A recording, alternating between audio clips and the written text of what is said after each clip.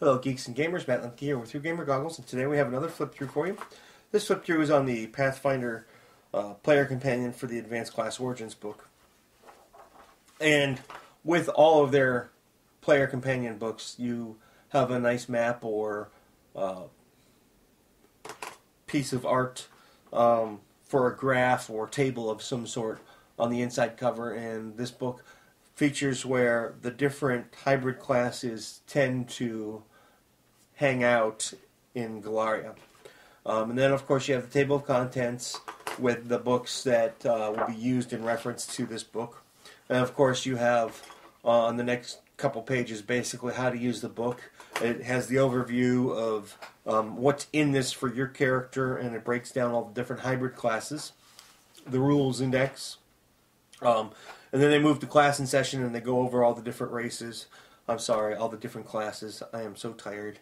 In a little bit of detail, enough to remind you of what they are, and then they go over and they have how to use this book.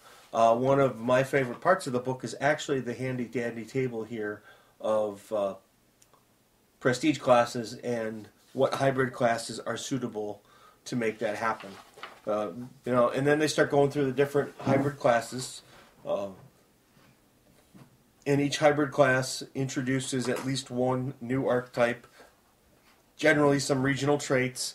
One of my favorite archetypes of the book is for the Blood Rager, and that's Black Blood. Contact with Black Blood of Orv by you or one of your ancestors transformed your bloodline. This necromantic taint in your blood mutates you into something peculiar.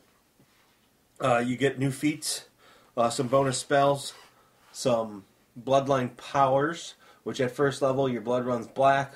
With the blood of Orv, you are immune to the effects of both beneficial and destructive of the black blood. You have this benefit constantly, even while you are not blood raging. So it's pretty interesting. And then over here they have some new a spell list for blood ragers.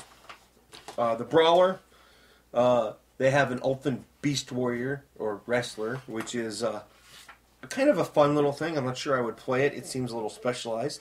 Hunters they have some new abilities, and they have the archetype they have is a Scarab Stalker. They have the Investigator, but one of my favorite of all of the new archetypes is the War Priest's Liberty's Blade. There are some who find in the Call of Freedom something primal and spiritual, even more so than other Andorans. These Liberty's Blades become war priests of deities who spread freedom, and they head to lives of adventure as Eagle Knights or adventurers championing liberty wherever they go. And they get freedom's focus as an ability. Basically, it grants them a blessing, and he doesn't gain a second blessing of this ability unless... He does not gain a second blessing. This ability alters blessings. So, it could be a lot of fun. It's interesting. You're playing some righteous type of character. But then they move into some feats. And there are a decent amount of feats in the book. I didn't count them all. Some of them are really geared towards certain types of characters. For example, Fencing Grace was certainly geared towards your swashbuckling style character. Your dashing style and fluid rapier forms allow you to use the agility rather than brute force to fell your foes.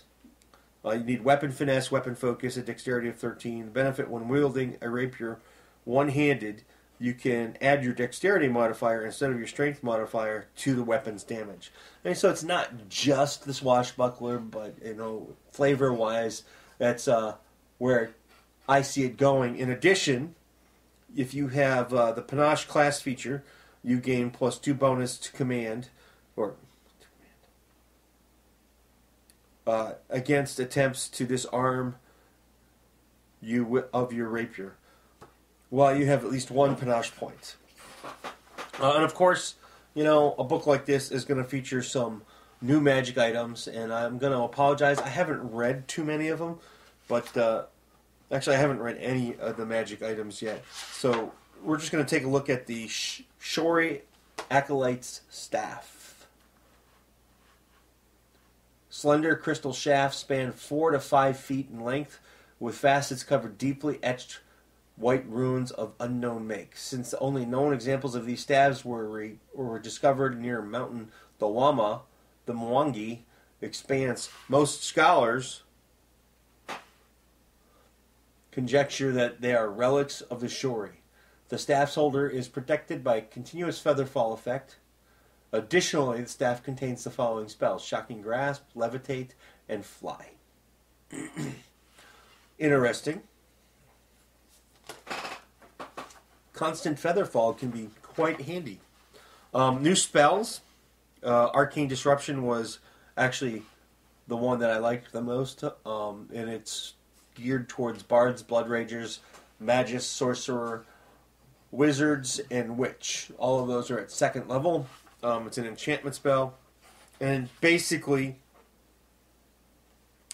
the spell makes it difficult for the subject to cast 8 arcane spells, use spell-like abilities, and some abilities granted by arcane spellcasting classes. The subject must succeed at a concentration check DC equal 10 plus half the caster level in order to cast an arcane spell. So basically, it's a defensive spell that I think would go great in a wand. Shh, don't tell anybody.